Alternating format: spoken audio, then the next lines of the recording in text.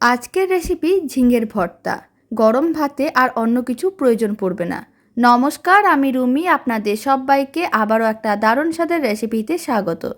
এখানে আমি প্রথমে দুটো ঝিঙে নিয়েছিলাম, তারপরে এইভাবে একটু মিডিয়াম সাইজ করে কেটে রেখেছিলাম। খোসাটা ছাড়িয়ে নিতে হবে, গ্রেটারের সাহায্যে গ্রেট করে নিতে হবে। সমস্ত ঝিঙেগুলোকে গ্রেটারের সাহায্যে গ্রেট করে নিয়েছিলাম।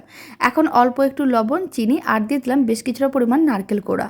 একসঙ্গে খুব ভালো করে মিশিয়ে নিতে হবে।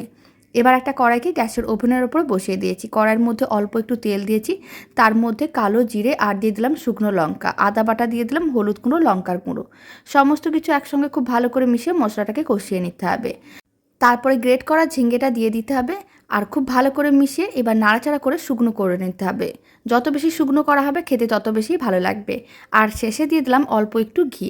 দারুণ স্বাদের ঝিঙে ভর্তাটা একেবারে রেডি। বাড়িতে বানিয়ে দেখতে পারেন, আশা করি আপনাদেরও খুবই ভালো লাগবে।